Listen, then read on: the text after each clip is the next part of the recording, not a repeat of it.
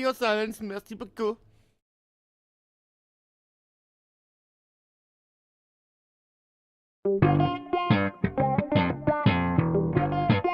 What does a dog say? Well, good afternoon, ladies and gentlemen, or good morning if you're American. Welcome to the Wil and Dave show. It's on Saturday because Dave's wife is the most wonderful person in the world, and also it was Friday the 13th and we were scared something would go wrong. Anyway, it's the Wil and Dave show. If you look very closely, if you're watching on YouTube, Paul Jenkins is here as well. Hi, Paul. Will, I'll tell you what, I'm going to buy you a calendar. I know. Well, actually, today's not my fault. It's all Dave's fault, isn't it, Dave? Well, I was told that friends are more important than the podcast, so therefore I had to defer to today. But not just, today. Of course, that no, your friends aren't on your podcast. Well, Oh, boy. physical friends that come over to the house and give us Christmas presents. I flew all the way from the United Kingdom to come and see you. I know you did, but... And I'm the my wife person doesn't that's see it that half way. of this podcast, and you're the other half. Does that not make me a friend? I didn't say you weren't a friend. You just weren't coming to the house at 3 p.m. Eastern. Welcome to Capitalism Christmas, ladies and gentlemen. Anyway, we have got a lot to talk about, Dave. There's only really one place to start, and that's the NASCAR award ceremony. Now, I'm not going to lie to you. I don't know what the fuss is all about. I thought it was hilarious that somebody finally put Danica Patrick in her place. But it wasn't just Danica, that's a thing. And, I mean, what? It was 2 free comments? He didn't even spend much time ripping Danica at all. No, you don't need to, because the 2 or 3 things he said summed her up pretty well, I thought. For those of you who haven't seen this, what happens is, every year, NASCAR has an award ceremony, and they always get someone to do the comparing. And this year they had Jay Mohr, who's doing his second stint as the host of the event. And, I mean, we'll have to be honest, if there's any driver that really had the piss taken out of him, it was Jeff Gordon, more than anyone else. Absolutely. But he took it with style and making fun of himself a little bit and enjoyed himself. They cut to Danica saying, "Oh, you know, I hope you are not too afraid to be this close to the front." And she's like, "Argh." Got this look like she's a dog about to bite somebody. I tell you what as well, Ricky Stenhouse Oh, boy. Jr., you can tell that Danica is doing a Delana all over him. Did you see his haircut? Come on, why is it always got to be Harvey? So I don't understand the whole. She's the most dominant like- woman in NASCAR, simple as that. Seriously? Yes. Well, compared to Danica and Ricky Stenhouse, I think we got a new number 1 there. Yeah. Ricky Stenhouse is a woman, too? No, I think Ricky Stenhouse wanted to laugh at those jokes, and she was probably squeezing his knee, almost breaking his kneecap off. Well, yeah, Like- I'm having a look at one of the shots right now, and, you know, hand clearly under the table, or on the table. You couldn't tell from the camera angle, so you never know. It could have been like in that game last week when someone decided that they were just going to squeeze someone's crotch at the end of a play, but I'm not allowed to talk about football today. I know. Screw that. We could talk about football. Yeah, we talk can do about whatever we want we to can talk about. It's dick the Wil and tackle. Dave show. Paul's just We an can talk about- add-on. We could talk about the penis tackle. Yeah, we'll talk about that. We'll talk about that maybe a little bit later on. But I mean, even Clint Boyer, I mean, he got the shit ripped out of him for apologizing for something he may or may not have said, and he took it in good form. Jimmy Johnson took it in good form. Even Kyle fucking Busch laughed. Yes. The only person that didn't laugh. I mean, for Christ's sakes, Jay Mohr was like, Kevin Harvick goes to Gene Haas and asks him if he's got a grandson he could fight. And you looked at Childress and Harvick, and they both laughed. So, I mean, for Christ's sake, those two could laugh. Anybody should be able to laugh about anything. But, of course, it's just... You know, I almost think that Danica deliberately didn't laugh to cause some controversy, because what has it done? It's put Danica back in the front line of NASCAR again. You know, NASCAR Race Hub talking about her. You go to any NASCAR site, they're talking about her. Once again, Danica Patrick manages to fuck with her mind enough that we're all talking about her yet again. She is the Tim Tebow of NASCAR, for fuck's sake. See, that's the problem with Danica. Since she is uncompetitive and unworthy of any real television time, she's got to cause some sort of controversy or walk around half naked at a country music award ceremony to garner attention instead of going out there and actually winning races or at least finishing in, I don't know, maybe the top half of the field and not being 6 laps down. You know what? I think that Danica Patrick falls into exactly the same category as a couple of people on the IndyCar forum. If they spend less time bitching and moaning every 13 seconds and more time doing what they're here to do in the first place, they might actually become good at what they're supposed to be doing. Now, some people like being, let's say, forum queens or increasing their spectator rating or claiming that, it's all setups when they're losing, but when they were winning, they were the best driver in the world. So some people just like to cause problems and bring unneeded negative attention to themselves because they have nothing else better to do with their lives. Yeah. Of course, Danica did lose out as well to Dale Earnhardt Jr., who every year, despite the fact that he can't really win races, still wins NASCAR's Most Popular Driver Award. Do you think that Ricky Stenhouse put his Rookie of the Year trophy on the nightstand next to the bed? Fuck, it's probably in the middle of them. Danica's like, I won half of that, There we are. Danica Patrick, Richie Sten, and the trophy in a hot freeway. That'll make a very weird movie. But, overall, it's nice.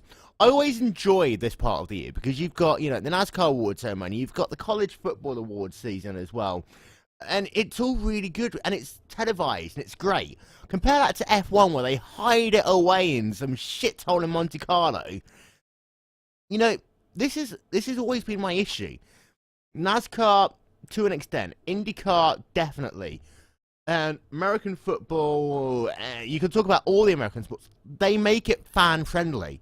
Formula One, they just hide it away in this little thing, and it feels as though the fans are disconnected from the sport completely, and it's a really weird thing. But televised Formula One's award ceremony, all of a sudden the fans feel a bit more of a part of it.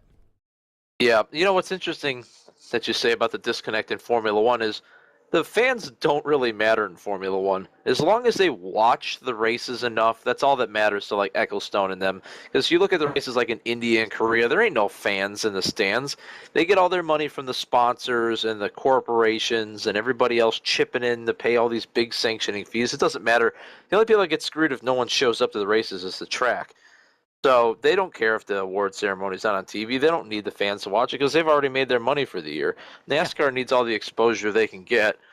And it does make the fans feel more connected because they do, I think, to an extent, care about what the fans think about the sport. Though, if they listen to everything on Twitter, they'd be racing cars from the 80s, but then bitching about somebody winning by 4 laps. Well, yeah. It doesn't help also that Formula One races are dreadfully dull. They are dreadfully. Okay, Interlagos, we talked about this a couple of episodes ago. It was a great race, unless you were looking at what was going on out front. It was an amazing race. I think there are a couple of issues of Formula One, and you hit on the first one perfectly, Dave, that they care about money. They don't care about the facts. Of course, every sport cares about money, making a profit at the end of the day. But you think about F1, they're using essentially they're using taxes to build racetracks to increase the profile of that country, not to get fans, not to give a present to the fans in that country. And you can tell that by the ticket prices. Over here, you're paying the equivalent of about $300, $400 just to get into the venue. And that doesn't even guarantee you a seat. You're sitting on some random fucking bullshit hill in the middle of somewhere. And you're not really being a part of the race.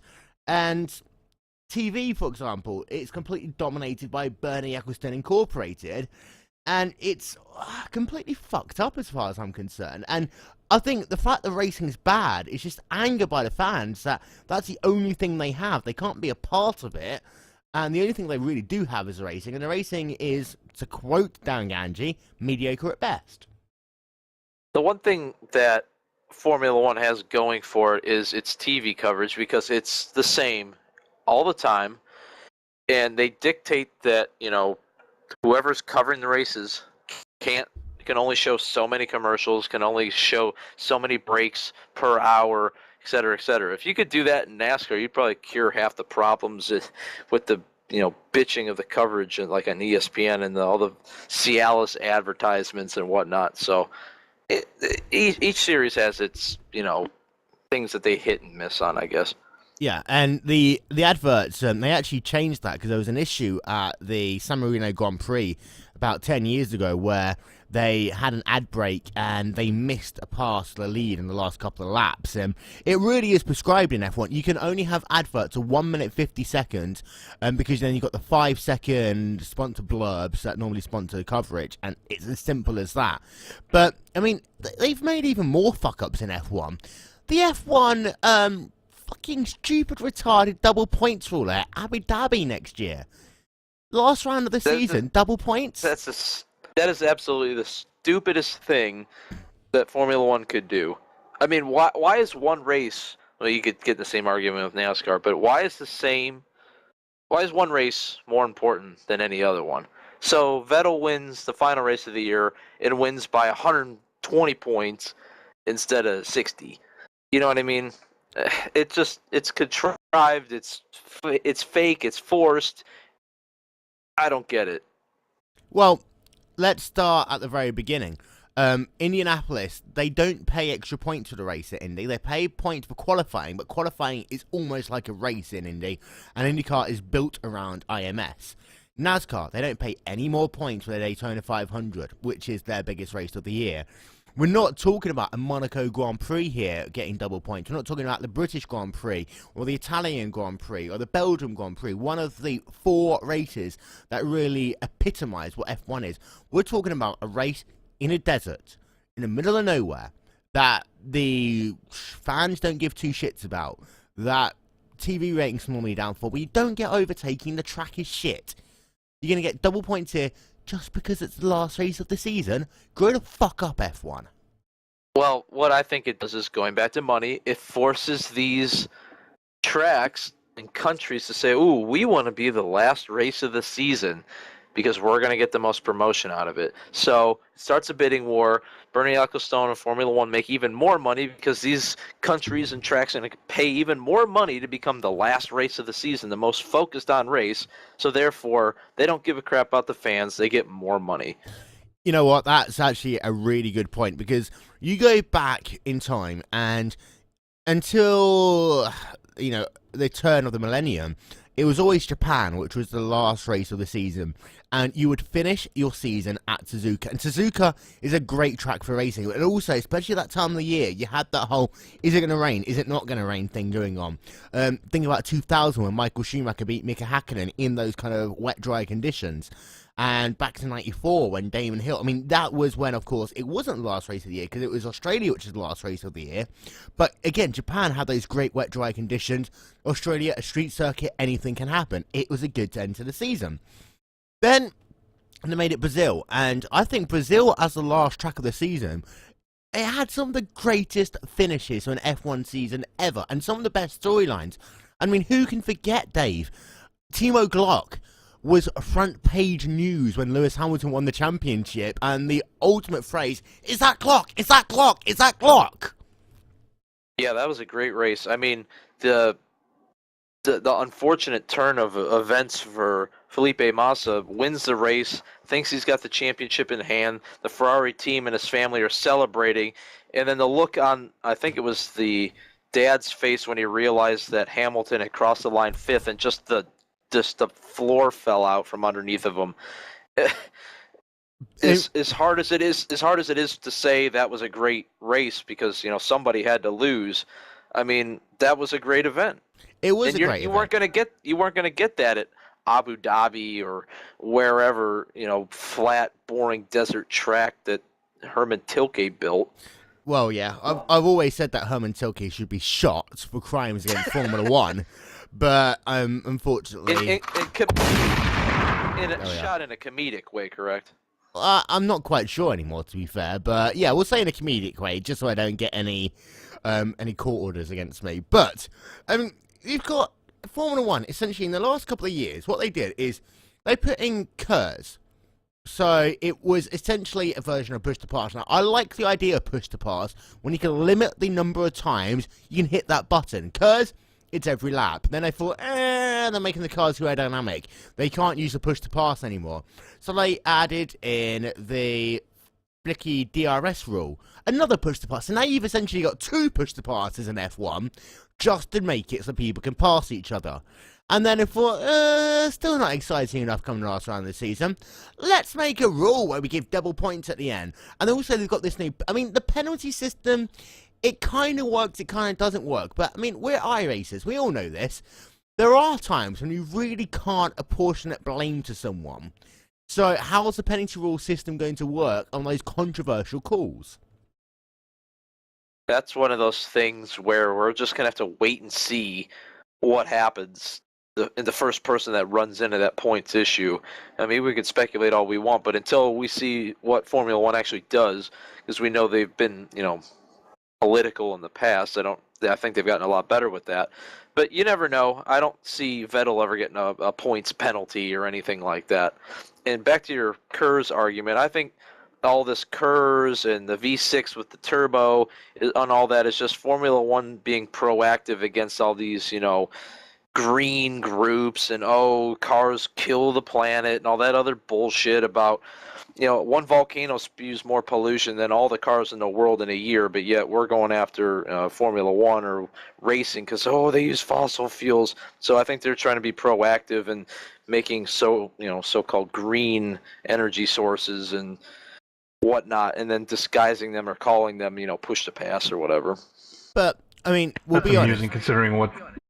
No, I'm sorry. Did I get in the way? Carry on. I say that's amusing considering the logistics of moving a Formula One operation from country to country, and they're bitching about how much the race cars burn. Yeah, that's a good point. How many freaking cargo jets and all this other stuff do they use in a year just to move the cars and stuff? Not to mention all the teams and the drivers and the testing and the flying back and forth from Maranello to England to Italy again and then to France or wherever else Alonso and all these other guys go. And it's not like IndyCar. In IndyCar, when they used to go to Motegi, and also the Champ Car World Series, powered by car, I can't remember the official word for it, what it was called. I'll come up with that in a moment. But, they put them all onto one plane, and they all ended up in the same place at the same time. In F1, they all send it themselves. They send all the equipment. It's almost like one plane per team. So, for the environmental issue, I can just go out the fucking window. And I think that point that you made, I think that comes from the Mohr a little bit, because of course Audi and Peugeot, they kind of pioneered a lot of technologies with being able to replenish engine power through braking, etc.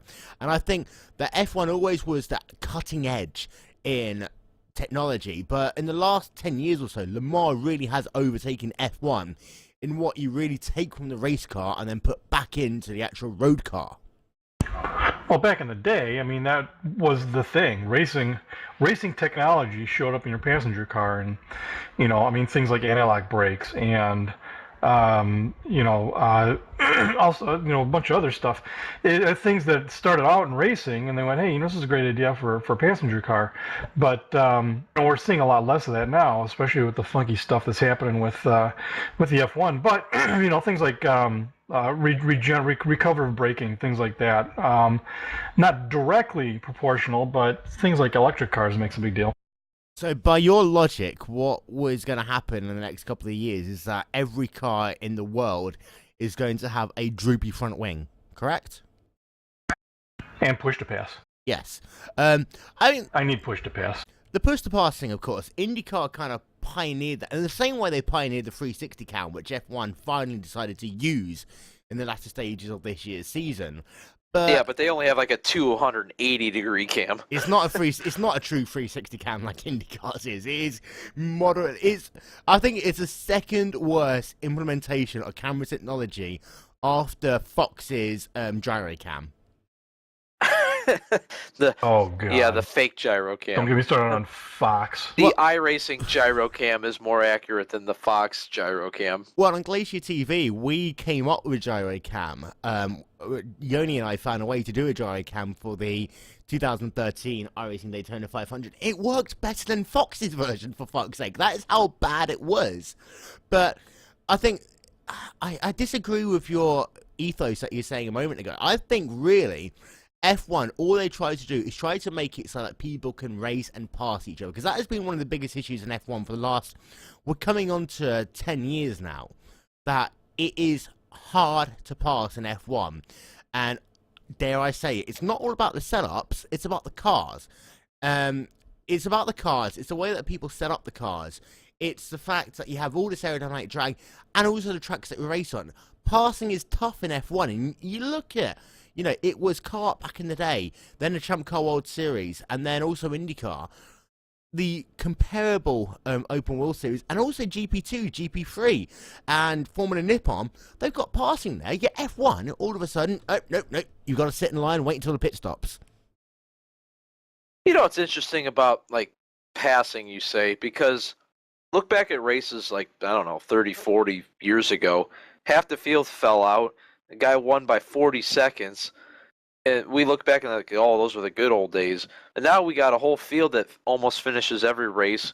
Almost everybody's on the lead lap, except for Vettel. I would say it's closer. So I think it's all kind of relative. Yeah, it is hard to pass, but coming from 30, 40 years ago where a guy might have won a Formula One race by like 2 laps or something, you know what I'm trying to say? It's better, but there's a long way to go. Those cars are so aero dependent that they're built to be out front by themselves with no disturbances. So once they start getting behind a couple other cars, the car's not going to drive right because it's not designed really to be behind another car. I'll tell you what, I was watching on Sky Sports F1 the other day, the 1999 Australian Grand Prix, where I think only about 10 cars finished, so over half the field didn't finish the race. And you essentially, McLaren's retired out of that race. Mick Hakkinen retired, and they didn't actually do a full race one before they came to the first Grand Prix of the season. It was like, yeah, you know, we messed up. Hey, who cares?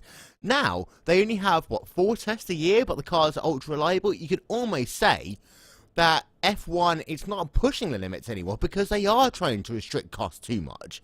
With 4 test sessions a year, maybe you get 1 test session in the middle of the season. If you're Mercedes, you might get an extra one because you're being ultra sneaky with Pirelli. But you know, it's Formula One, for fuck's sake. Spend as much money as you possibly fucking can. We've seen how it doesn't work. Look at BAR, for fuck's sake, in 1999. Look at Lola back in 1997 when they're 13 seconds off the pace.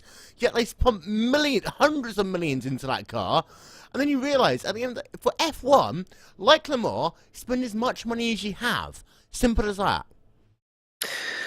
Yeah, that's a good point. At the same time, I think the next season should be interesting because a lot of things have changed. So, and they've put in a lot of rules where, you know, the engines have to be more reliable or you're going to get penalties and you got to use less fuel. So I think they could shake things up a lot. These guys have used the same formula for 5, 6 years. So you get it figured out year 2 or 3 like Red Bull, you just run away with it and the rest of the guys are in the dust trying to catch up to you. So now everyone's kind of as equal as you can say they are, with new engines, new car designs, even though the front end looks atrocious. So I'm looking forward to next season. The only thing I'm not looking forward to is the sound. Formula One should not sound like an Indy car. Well, yeah, Formula One, it should be when a car flies past you, when you're in a grandstand, it should make you tingle right at the bottom of your belly, and the V8s don't. No, I mean, these are V6s. I mean, the V8s sounded good. I still love the old, V10, V12 turbo era with Senna with his, manual transmission going through these corners with one hand on the wheel, that kind of sound. I mean, these cars are still good, but I've been hearing some of the, YouTube videos of the, Renault and the supposed testing that Ferrari was doing of a V6 engine in a car that, a road car. It just doesn't sound right. I mean, it might sound good, but it shouldn't be like meh. It should, you know what I mean? It's I can't explain the sound. It's just you have to hear it to know it's right. Yeah, and of course, I mentioned this issue as soon as they mentioned the V6s. In IndyCar and F1 have always kind of been a little bit different. This is going to be really the first time that you're able to compare an IndyCar to an F1 car. Of course, an F1 car is going to be faster around a road course because of the fact they've got a lot more aerodynamic grip. And I think the last time we had that comparison was Montreal, when you had the Champ Car World Series and also F1 running at the same time. Well, at the same time in the same year. But an IndyCar, I mean, Honda and Chevy have spent, 2 years now on those engines, and they're tuning the fuck out of them, even though they're rev limited. F1 cars, they've got to make those cars last for stupid amounts of Grand Prix. I think the IndyCar engines might be better accelerators than the F1 engines next year if they're not careful. Yeah, that's really something they got to look at, but like we said before, Formula One's a big 800-pound gorilla, and they can do whatever they want, and they probably don't care if they're slower than, an IndyCar. But you give these guys a year or two to figure out the engine formula, I'm sure they'll squeeze every last, rev out of it and every last kilometer an hour, depending on where you are in the world. Every last rev. Every last rev. Do you remember the days back in the 1980s when these engines used to, be 1,000 plus brake horsepower for qualifying? They'd run an engine for one lap in qualifying, chuck it away. They were the good old days. Yeah. The old Buick V6s, remember those things? Yep. Push rod engines and kablamo. Old push rod, 6-cylinder. That thing was faster than hell all the way to the point where it blew up. But man, those are great engines. And they had the weird engine cover because it was kind of like a real big bulky engine, so the engine cover was more like a square than like a coming to a point.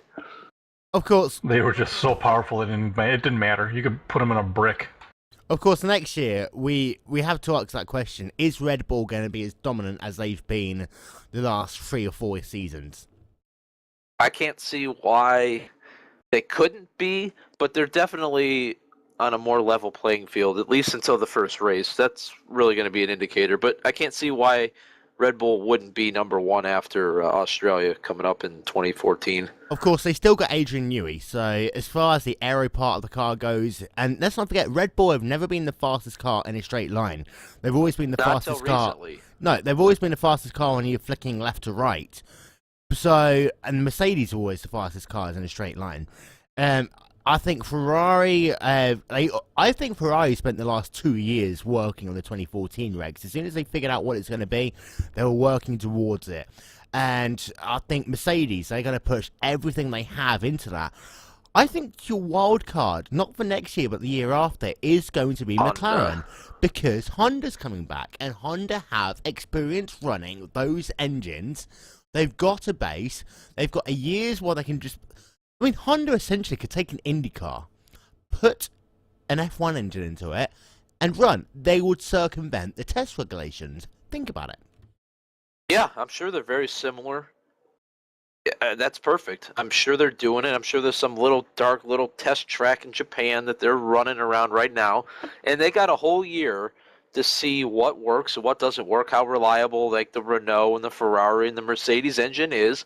And they can see, they're going to know if, let's say they're blowing, turbos are blowing out a lot, or if they're running too lean in fuel and they're burning a piston up or something, or whatever the problem is. They got a whole year to figure out what are the problems and then start working towards solutions before they even hit the track.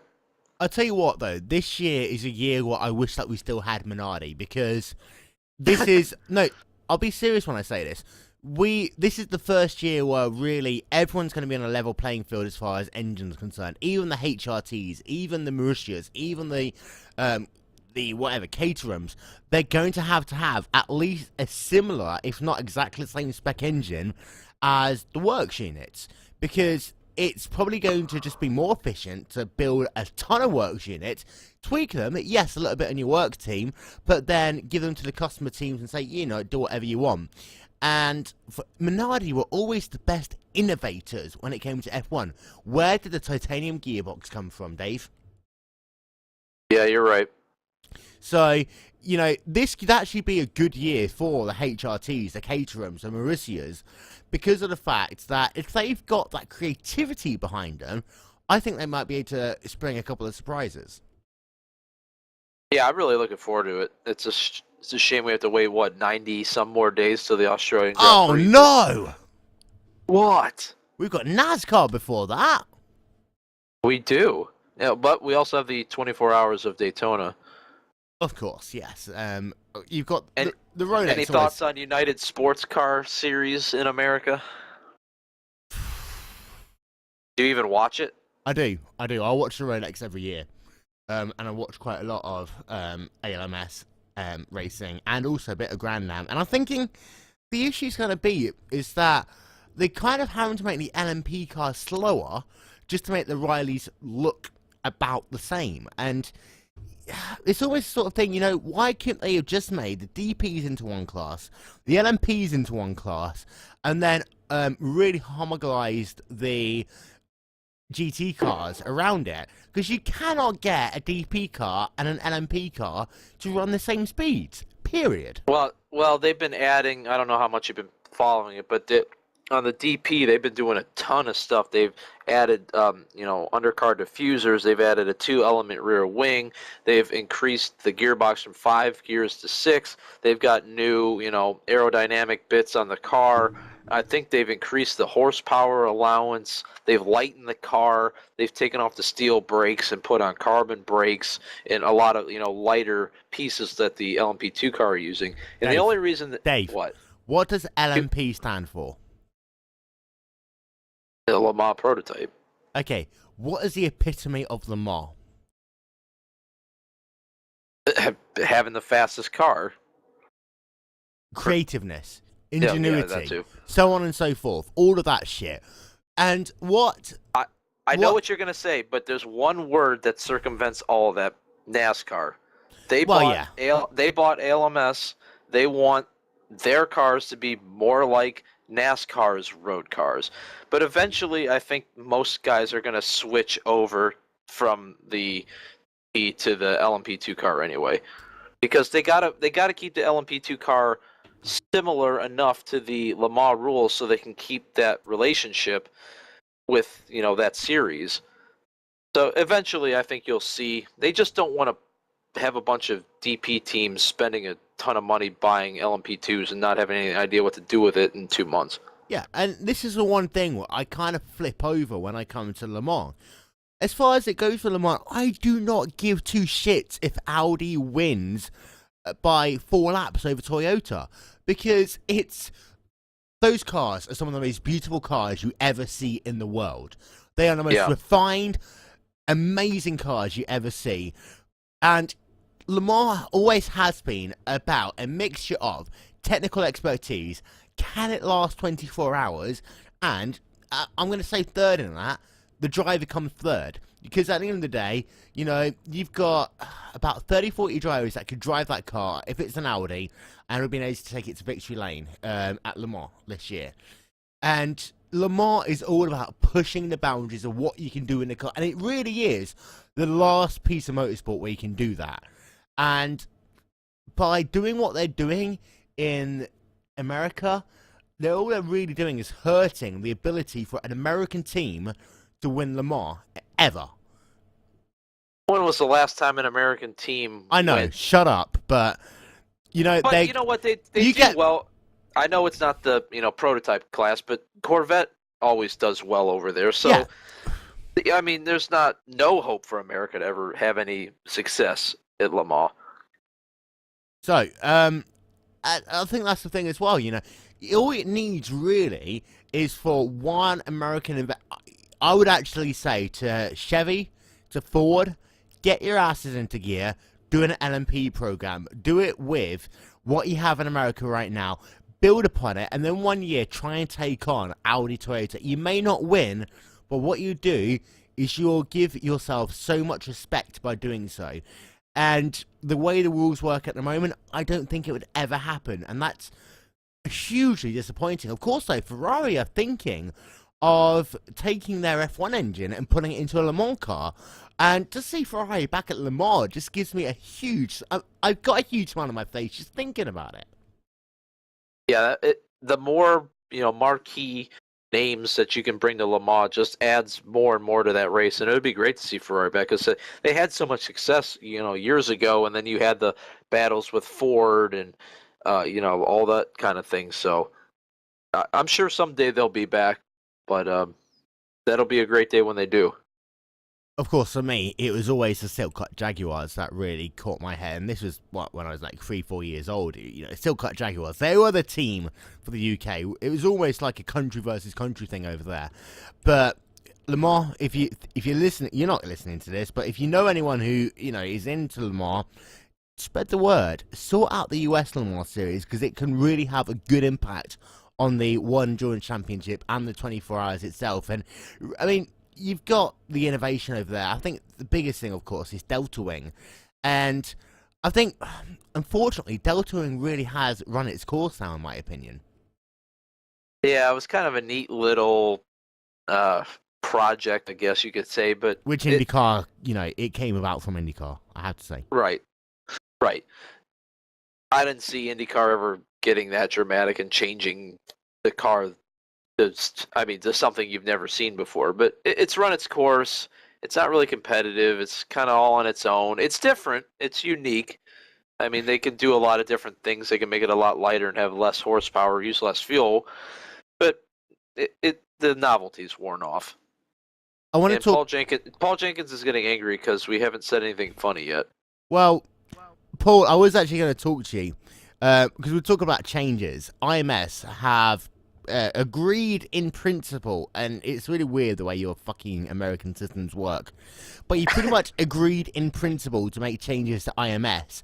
One of those changes is putting the apron back on, but that apron will only be for NASCAR.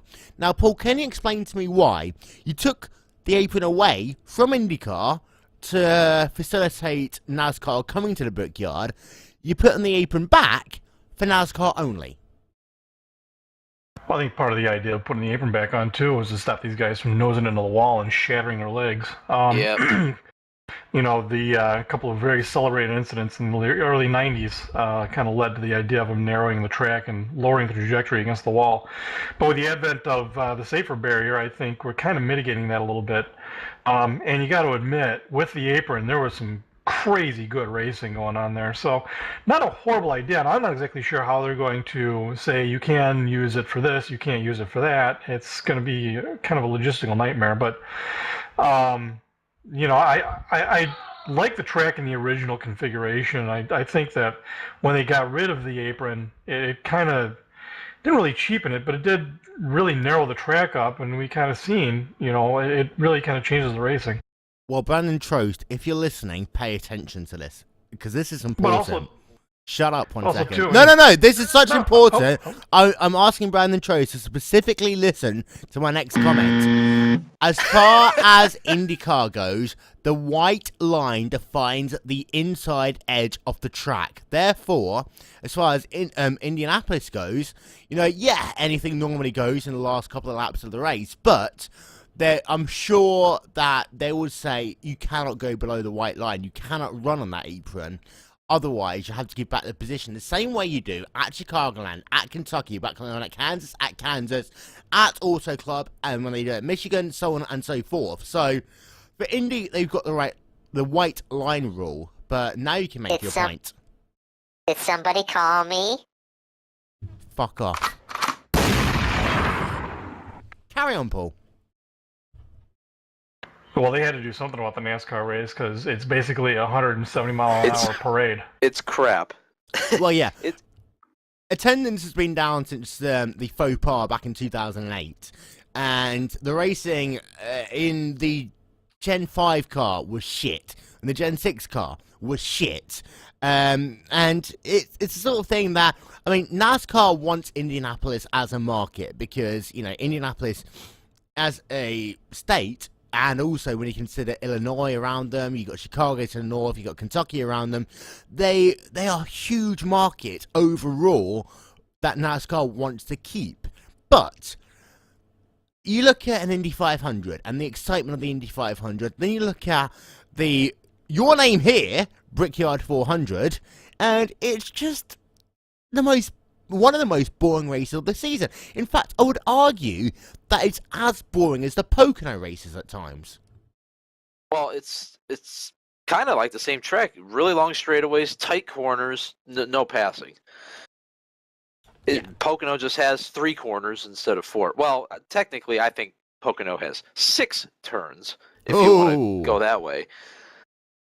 You're being brave by saying that. You're going to confuse all the rednecks. I am being brave. Now, Will, the official name of the Brickyard 400 last year was, and I quote, "The Crown Royal presents the Samuel Deeds 400 at the Brickyard powered by BigMachineRecords.com," end quote. Which is the worst thing I've ever heard since the Bridgestone presents the Champ Car World Series powered by Ford. I got it in. Hey, I've got another a funny for you once we're done talking about NASCAR. We got to talk about Formula E. Formula E. The following is not a paid. Now, Formula E, if people don't know, is an all-electric car racing series sanctioned by the FIA, which will begin racing in 2014. Dallara is making the chassis, so they look. If you look at them, stop. The reason why Dallara is making the chassis is because they got enough money from Takuma Sato and EJ Vito wrecking last year. Those two crashed so many cars. I think Dallara doesn't need any money for the next 5 years, and they'd still be a viable company. They had to start hiring people to keep ramp up manufacturing. And don't forget Milcaduna back in the day as well. Will, I think that's the problem with those two guys being in the series. Why no one else can.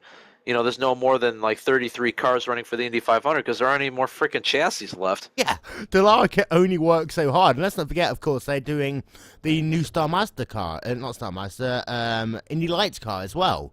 But carrying on Formula E. Formula E. Well, so it's price capped, all this stuff. It's environmentally friendly, blah, blah, blah. Oh, what a relief teams, it is. 20 drivers or 40 cars. Each team will include 2 drivers and 4 cars. 10 races. But the problem I have is the race is 45 minutes, but the car charge only lasts 30 minutes. So what do you do? Will, any ideas? Isn't that why they have 4 cars? 1 second. Weird meets funny music side of rice. Why are we splitting hairs? Well, drive 20 minutes later, the driver gets out, scrambles over to the next car, hops in and drives off. I know, Paul, I've pissed you off by talking about Le Mans already, but this really does resemble back in the old Le Mans days when you had to run into your car and get into your car, strap yourself in. And it kind of is exactly the same thing. You're not going to lift the car seat and all out the car with 12 pit crew and put them into the new car, 12 pit crew, and strap them in. The guy's going to have to get out, going to run to the other car, then he's going to have to get strapped in. So you can gain or lose. Not only does he have to run to another car, the regulations state that he has to run 100 meters to get to the next car. It's not going to be in the pit stall next to him. So essentially, all you need to do is get a wide receiver from the NFL to drive the fucking car. Doesn't matter how bad he is. If he loses a second and a half, he's still got to win it back on fucking pit road. Here it is. Here's what we need to do. All right, your car runs out of charge. You got to get out and run the track until your car's charged. And then when you got enough charge to finish, you hop in a car and finish the race. It really is. Formula E is a great idea. And let's not forget, this isn't the only fuck-up with Formula E. They've got that, if you tweet us, we'll give you more power for more push to pass. What? Yeah, that's ridiculous. It's like, how can you use tweets to fucking decide? It's fun when NASCAR and TNT do the whole tweet thing in the last 30 laps of the race this year. It kind of is a little bit fun. But when you've got tweets deciding the outcome of an actual real race, go fuck yourself, Formula E. Go fire the shotgun, Paul. Why don't you go outside and play hide and go fuck yourself? Precisely.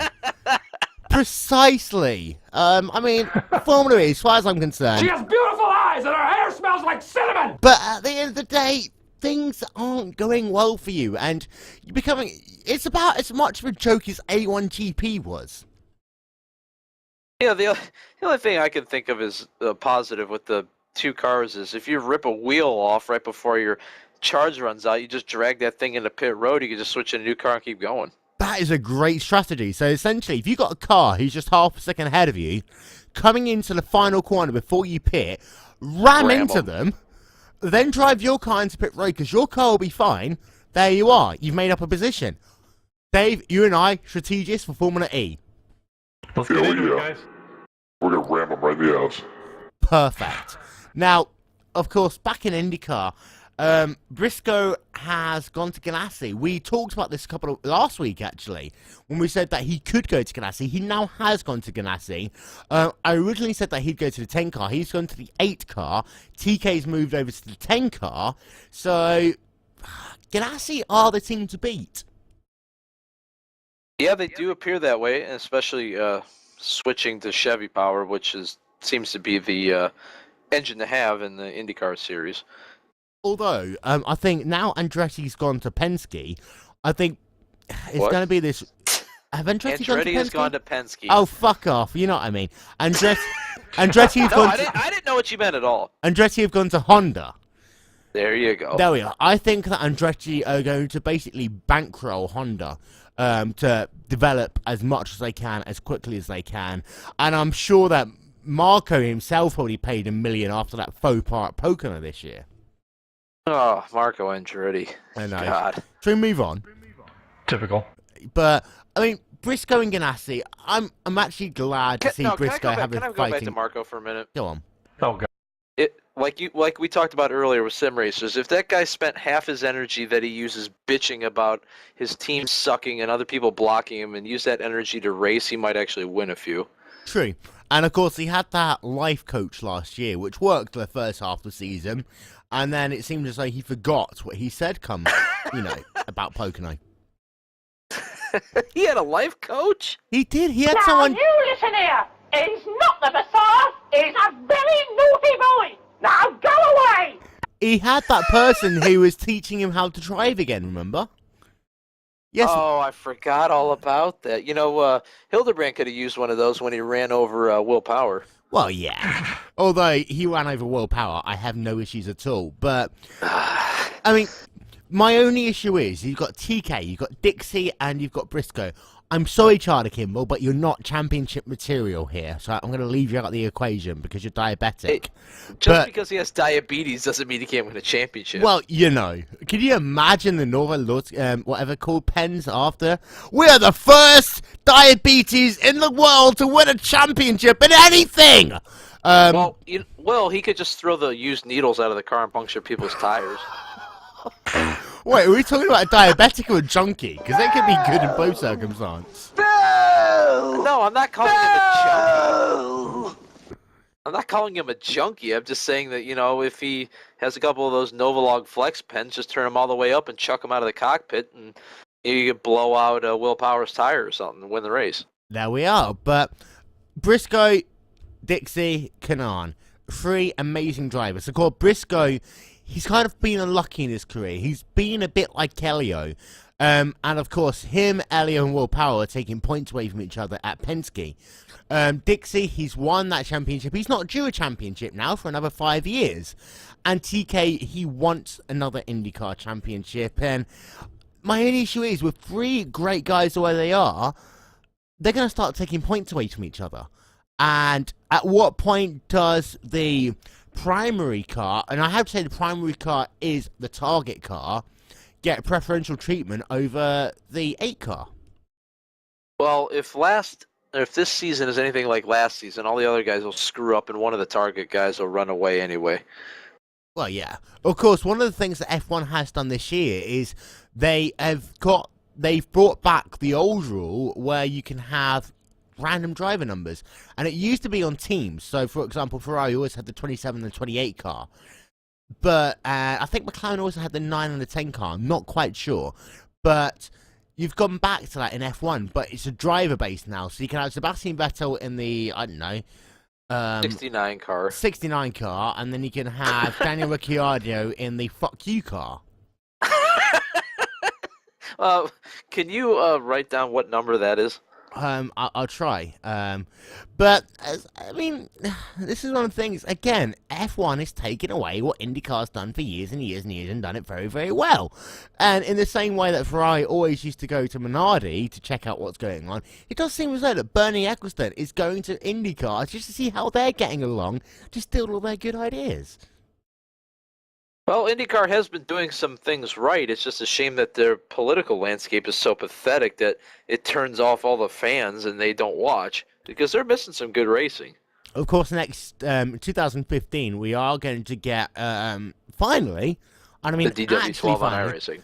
Well, no, yeah, we're going to get the DW12 on iRacing, but then I'm thinking it's 2014 already. In 2015, we're going to get ourselves the good old, finally, get ourselves Aero Kits. Hardcore brakes! Yeah, I mean... Yay. I mean, that's not that big of a deal to me. So what? The Chevy looks slightly different than the Honda or the whatever other manufacturer may or may not be there at the point. I think 2016 is going to be more interesting because, of course, then the manufacturers can come up with their own. So you can have, essentially, a Penske Aero Kit and a Ganassi Aero Kit. However, they've got to be able to then sell them over to the other teams or a set price if they choose to do so. And Paul, do you remember back in the mid-90s, I think it was 95, when Penske tried 14 million different Aero Kits, 14,000 different engines, every tyre compound, even put different drivers into the car for the shits and giggles. And, you know... and they still couldn't qualify for the Indy 500. It's funny that you're looking at it this way because, you know, here's the thing. IndyCar is trying to undo what they've done. You go back to those days, the 90s. You know, but when you think about when they basically cookie cuttered the car and made everyone drive, it became a spec racing championship. Yes. I mean, before then, you know, you had 60-something people trying to get into the Indy 500 because you had you had guys building cars out of the garage, and you know there was a lot of creativity and there was a lot of, and the story off the track was just as interesting as the story on the track. These days, it's just a big frickin' yawn fest, and I really don't think Aero Kits is going to make a big difference because now you're just putting the manufacturing onus on the big teams to sell the little teams. What incentive do they have, really, to help these guys out? Screw you. I mean, we're winning championships. I think it's worse for the sport than it is better for the sport. If they want to actually, truly get it back to what it's supposed to be, then, you know, stop with the one car manufacturer, the one tire manufacturer, the one this, the one that, and get out of the spec racing and let's get back to, you know, Cletus in his garage with a wrench and building an IndyCar. Yep, well, you got your rules package, and you know, cars got to be so wide, so heavy, have certain, you know, safety parts on it. Here you go. Those are the regulations. Build a car. Absolutely. Yes. But you want to put a big fucking engine in it? Have at it. As long as it meets the regulations, go for it. Yes. That's why the Indy 500 has lost its popularity. Like Robin Miller says, there's no innovation. Everyone's running the same engine, essentially, the same car, the same tire, whatever. Yes. You know, let a team come in there and sign a contract. Goodyear says, hey, let's put a freaking tire together for the Indy 500 and go and see if we can win the pole, win the freaking race with it. Indy will sell out in a heartbeat when you start doing that. Yeah. And then when Indy sells out, the benefit, you know, the rising tide floats all boats. It will benefit all the other races by doing that. I think we do need a third, maybe a fourth manufacturer in IndyCar as well, and I think they should all then produce their own Aero Kits. And you got 4 Aero Kits. Penske Ganassi will make their own. Fuck off. You know, I do feel bad for Lotus though, because let's not forget, it wasn't Lotus's fault per se. It was their funding. That was the issue. And Lotus as an engine could have been very good. It was, you know, from a solid era and a solid heritage of engine building, but it just wasn't going the right way for them, and money was a big issue. Now, there's always been the rumours of getting a European manufacturer over. Fiat was rumoured. I think more realistically, you get the Audi/Volkswagen group into IndyCar, especially as the Le Mans engine specs are very similar, and now the F1 regs are very similar. I think that you could get one of them over here. If you got Mercedes over here, I think that would boost popularity up a ton. Get Mercedes, you'll probably end up getting Audi as well, through, not necessarily Audi, through VW, for example. And then you get Ferrari over here as well. You'd have 5 different engine manufacturers, and that would make Indy special again. Well, and it was. You think back, the year before, it was 94, I think, when Penske brought Mercedes-Benz to Indy on the one-time deal thing and effectively dominated with that engine. That was the best engine car combo in the history of Indy, period. That was insane. I mean, that beat the Buick, what was it, Guerrero's Buick that was turning 237 miles an hour or something like that. But that car was just, I mean, it was hands and tail. Oh my God, help me out. You know what the funny thing was, Head and shoulders over the best. That car, second best car. That car was so powerful, was terrible to drive. Like Unser Jr. and Fittipaldi and Tracy, to a certain extent, were just hanging on. How many times did Tracy wreck in the month of May with that car? Because it was just a freaking beast to drive, but it was so damn fast if you could just manage the car. I mean, Fittipaldi was almost a lap ahead of the whole field in front of his teammate Unser when he, unceremoniously smacked the wall with 10 laps ago. Well, yeah, that car, you just mashed the throttle and it just went, and he basically lifted to go into the corner, which, I mean, these guys really kind of screwed up the aerodynamics, is why they kept messing around and crashing. But, I mean, we're talking about, we're losing fans. The product on the track, yeah, that's great. Close racing is great and everything, but, you're kind of jumping the shark a little bit, because you got that in NASCAR. You got the whole plate restrictor racing. These guys can't get away from each other. 500 miles of these guys within 3 inches of each other. We've proven time and again you can't do that with an IndyCar. The results range from, scary to fatal. And, it pays to try and put a little more technological innovation back in the hands of the teams and let these guys hammer it out in the garage. Like I said, the story off the track is as intriguing as the story on the track, especially when you're talking about the month of May. So, in other words, NASCAR is too spec racy. Let's say, okay, NASCAR is spec race because it's what it's designed to be. F1 is too far the opposite direction by being all about designing the car and all about the engine. IndyCar needs to be that middle ground. I completely agree with that. Yeah, absolutely. I think that's true. And again, you have the rule book, and then you have your car either passes inspection or doesn't pass inspection. You have to have the safety. The safety.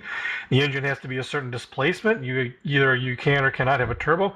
I mean, this whole thing started on the downhill trend when they started with the blow-off valves. Remember that? Oh, the pop-off valves. Wow. Yeah, all sorts of trouble with that, and that was their first. That was the first time they started trying to regulate what these engines were doing. And I mean, they had guys, with the pop-off valves were faulty, and they were going off at the wrong pressures, and I mean, it really just kind of it added an element into the race that shouldn't have been there.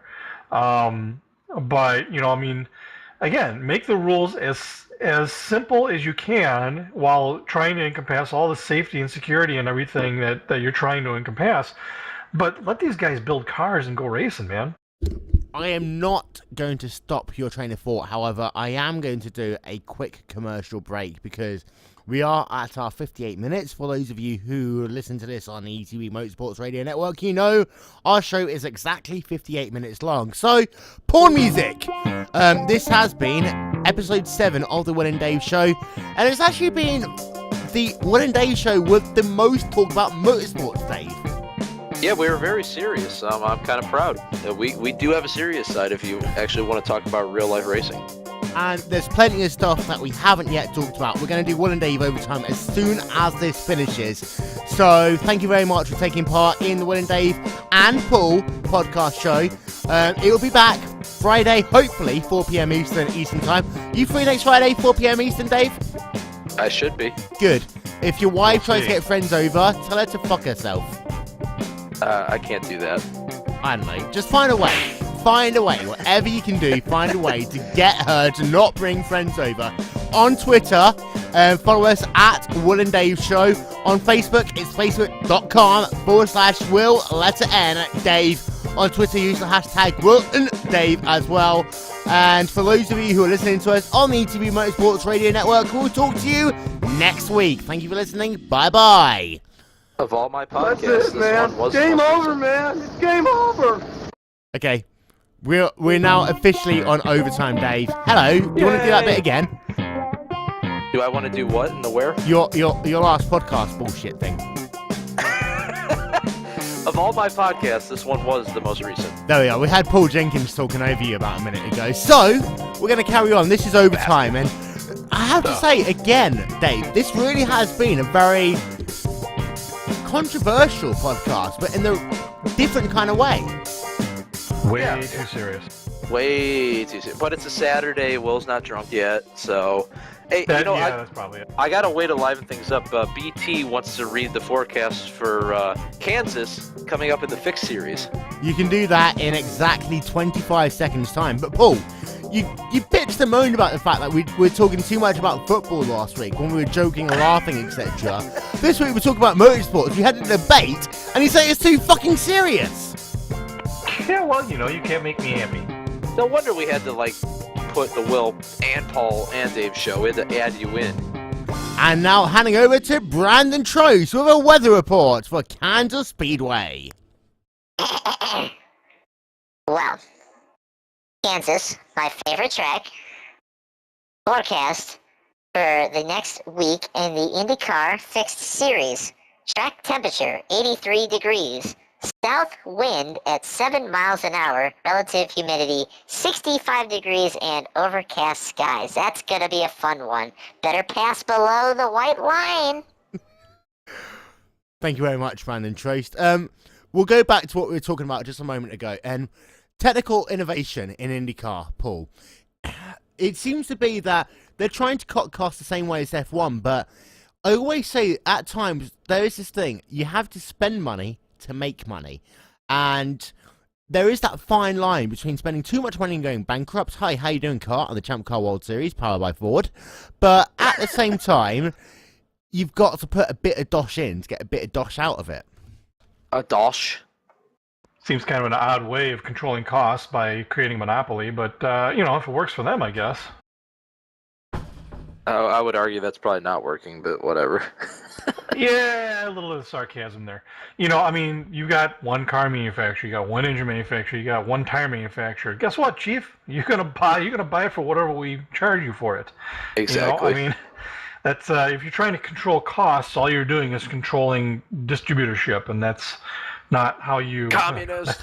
That ain't America, man. That ain't America. America, man. You got any hillbillies or anything like that over in England? Yeah, they speak Cockney, I think. Wait, we'll leave. I think Will Vincent's dead. Say what? Will Vincent's dead. I'm sorry, it was time for the Will Vincent piss break, brought to you by AT&T, the world's fastest. I don't know what the fucking phrase is anymore. No, world's fastest piss, though. No, Will, we were saying America, and then I asked the question, does England have a hillbilly, hilljack, redneck type of person that speaks kind of whoa. You mean someone as if they came from the deep south that trucks a little bit like this? Dirty South Racing? .com. Don't you be talking like that. We don't have that accent, but we do have an inbred area. It's called Norwich, essentially. Oh, wasn't that where Pippa Mann's from? Mm-hmm. She's very close by. Norfolk, Ipswich, and Norwich, very close to each other, and that's where Pippa Mann's from, which is why she looks a little bit inbred. But she still has a nice breaking ass. Up. I've seen it in person. Well, it's a beaut. Yeah, Oh, Pippa Mann. Well, so I was told. So you were told, eh? Eric Vanek told me it was very nice. Can we just pause for a moment? Can we go to our backup server? Sure. Okay. Cool. Overtime travels. Go. Going away.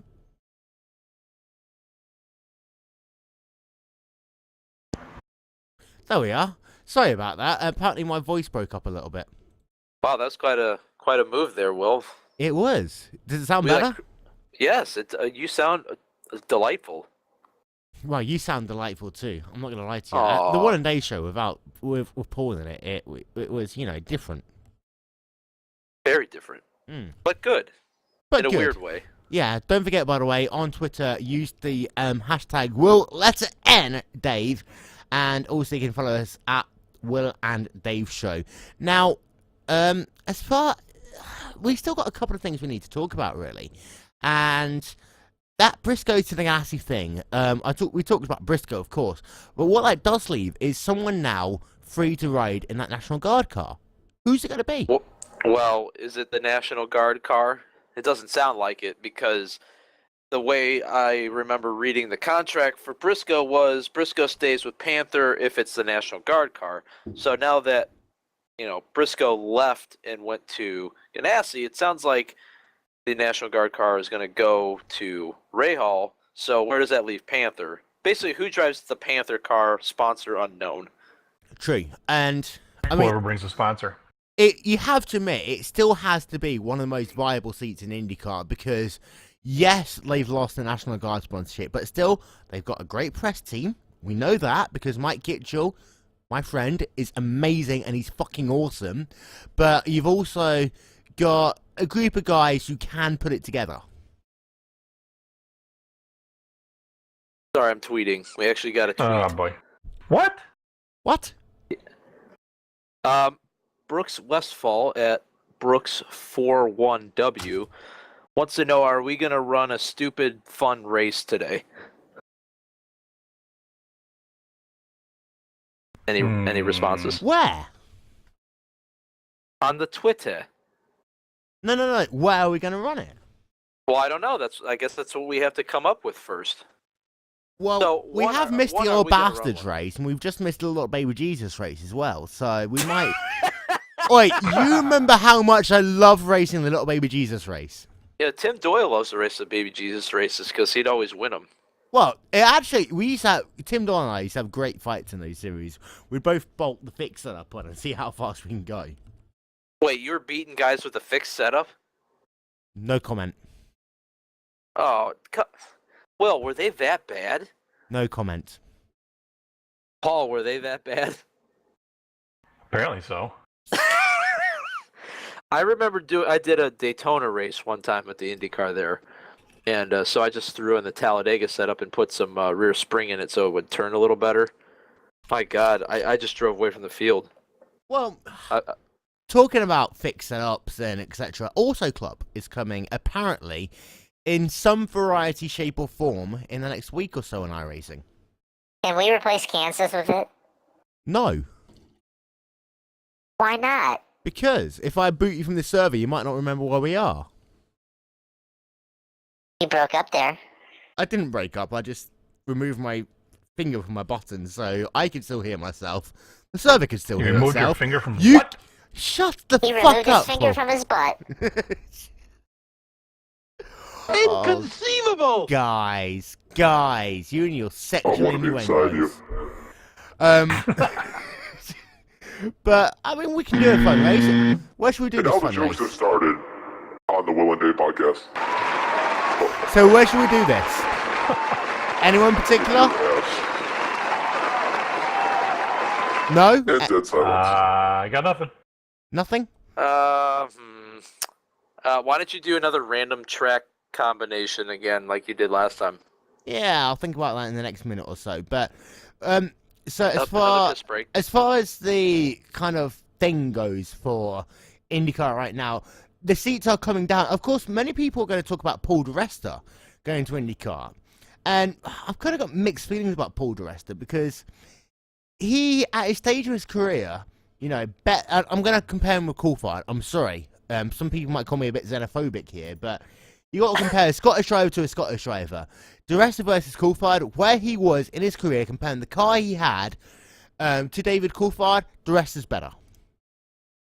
I don't think Di Resta's been around long enough to say that he's better than Coulthard. Yeah, Coulthard didn't do as much with In a Williams! I know it's a Williams, but you can say the same thing about Mark Webber right now, but you totally disagree with me. Webber has the same equipment in theory with Vettel for the last 4 years. He didn't win any championships. He won, 10% of the races that Vettel won. So couldn't you make the same argument? True. But the thing is, we're not talking about a new driver. We're talking about, Mark Webber. I feel bad for Mark Webber because he was comprehensively beaten by Vettel, but I think Vettel did a Schumacher on him and made the team his own. And Webber was never really able to do so. He was always the de facto number 2 driver. It was Coulthard who was the number 1 driver when Coulthard was there. Then Vettel came along and Webber was the de facto number 1 driver. And we all know the de facto number 1 driver gets to direct the simplest of things as, you know, how high are we going to make the seat? What we're going to do as far as this little wing end plate goes. And also, when it comes to who gets the new parts first, and we did see this with Vettel versus Webber, who got them first, Dave? Mr. Vettel. You know. But if you do remember the British Grand Prix, they took the new front wing away from Webber to give to Vettel because he wrecked, and Webber still won the race anyway. Not bad for a number 2 driver, eh? That's right. Overtime's getting too serious. Yeah, you know, we really should do something. But then... someone's suggesting the 2 are modified at Talladega. It's already being set up as we speak right now. But, you know, I was thinking earlier on about Scottish drivers in F1. And this kind of comes and sums up how bad I feel for Coulthard. Because top 5 drivers from Scotland ever. At the very top, Jim Clark. No one can argue with that. Number 2, Jackie Stewart. No one can argue with that. P3, 4, and 5, pick it between Dario Franchitti, Conor McRae, and, oh my god, I haven't forgotten his name. Richard Burns. Burns, Colin McRae. Yeah, pick him in that order.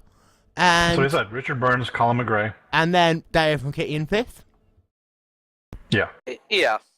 So, you know, they are your top 5 Scottish drivers ever. The gap from P5 to P6, whether it's Franchitti, Burns, or McRae, is huge. Yeah, well, Franchitti's in 5th. Yeah, I mean, Franchitti's 5th, and then to 6th, so be it the rest, be it Coulthard, be it any other Scottish driver that's been able to strap on a race suit. The gap is ginormous. Let's talk about Indian car, race car drivers. Well, we talked about this. We talked about Karthikeyan last week. Yeah, and You just talked about the Indian race car drivers. Oh, moving on. He was the most popular driver in the Camping World Truck Series. What? Really?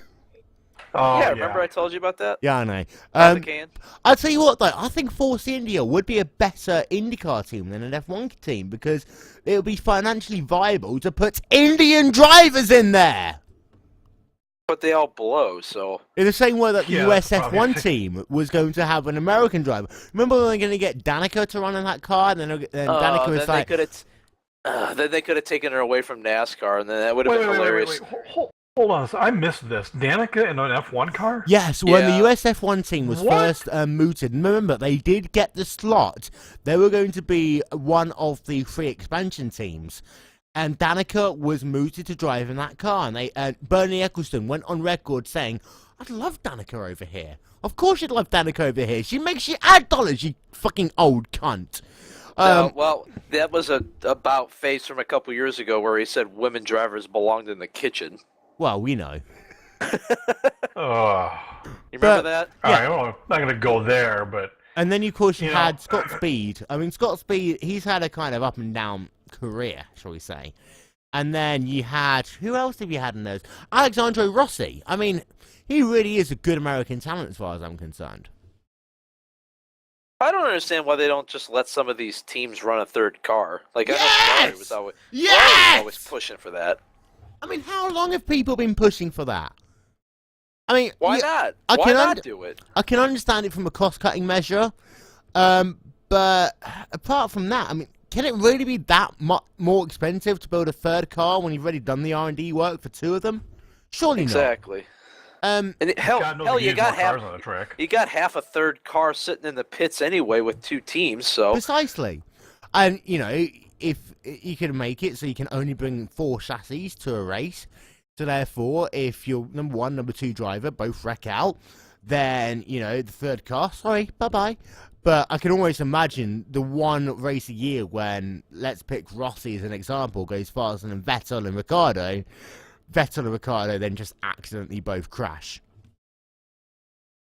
Oh my God, the Tour Modified at Talladega. I know, this is crazy, isn't it? Yeah, buddy. I've never driven the Tour Modified before.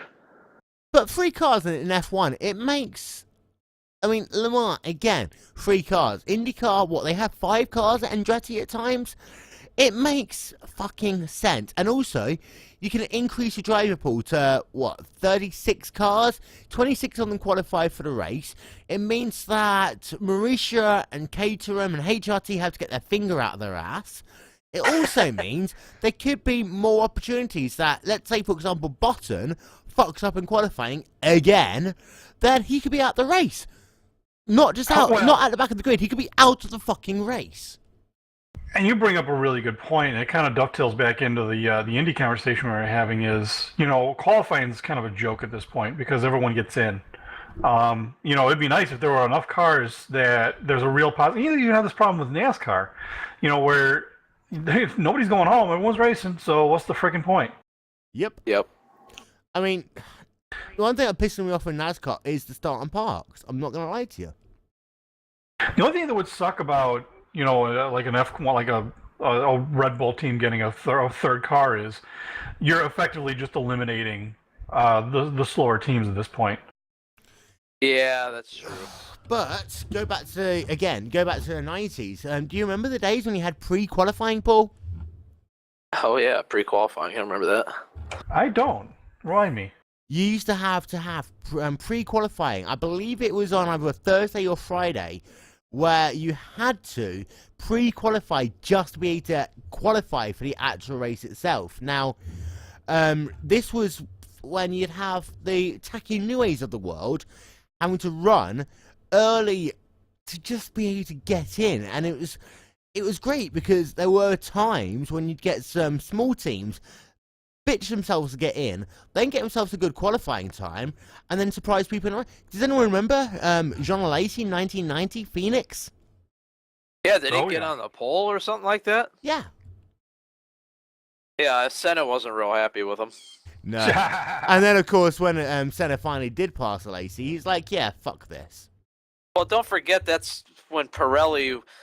They had a really good qualifying tire, but they had a shit race tire. Whoa. Are we talking about Pirelli back in 1990 or Pirelli now? Well, it's kind of the same, isn't it? It's not much different at all, is it? Yeah, 1990. Yeah. So Pirelli had a good qualifying tire, but they had a just horrendous race tire. I think I just hit Brock Westfold, and I think I just killed him. So that's why Alesi qualified up front, but then he was holding up Senna forever because the tire was junk after like 2 laps. And that's one of the things that annoys me about F1. I mean, at one point we had, 4 different tyre manufacturers in F1? I mean, the best era, in my opinion, was when you had Goodyear Bridgestone in 97, and then also Michelin and Bridgestone in their early period before Michelin forgot how to make tyres. When they Michelin? Michelin. Michelin. For God's sake. You guys seem to suck my cock. No, thank you. But, I mean, this is one thing F1 needs. I mean, you need that extra little spice to it. Have you got a setup, by the way, Dave? No, I'm using Iowa. Why Iowa? Because it's the biggest track. I've got Dover. Yeah. I think is I've turned my sound down, so I don't know where I'm revving out.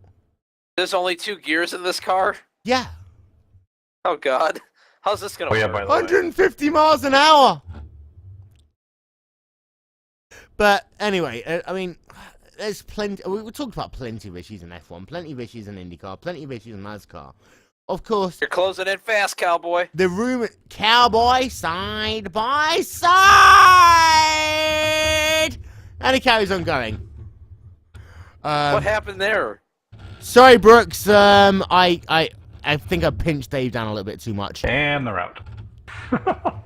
Well, Will Vincent crashes and the show goes dead silent. Yeah, well, that's because I was trying to apologize, and I can't do it through 2 buttons. But the worst thing that could happen is NASCAR buys IndyCar, and I think that still is a possibility, Dave. What's the matter? NASCAR buys IndyCar. Yeah, that's always been kind of a hot rumor. God, no. I would hate to see that, though, because look what happened to road racing in America with Grand Am and all that when NASCAR took it over.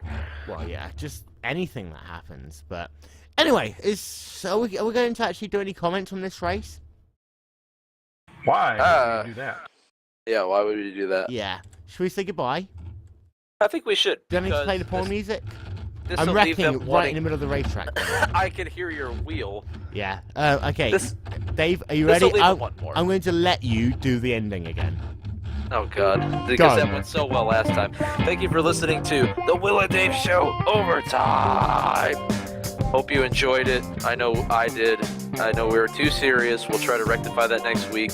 We'll drink plenty of vodka and make things more entertaining and make fun of more people and say a lot more politically incorrect things. You can join us in the conversation on Twitter at Wil and Dave Show, on Facebook at Wil, letter N, Dave. Always comment us on the YouTube channel. Send us emails, text messages, whatever you feel like doing. Just get involved, would you? Paul, any final thoughts? For God's sakes. Paul, for wanting to be on the show, you've been pretty negative. Yeah, well, it's my certain charm. It's my je ne sais, if you will. Are you going to be back next week, Paul? We'll be on Friday, I promise. Alright, I'll leave that when I see it. Well, you'll see it next Friday, 4 p.m. Eastern, live and exclusive on GlacierTV? GlacierTV. Well, Vincent, Paul Jenkins, Dave Judson. We'll talk to you all next time. Dave, say it now. Of all the overtimes I've done, this one was the most recent.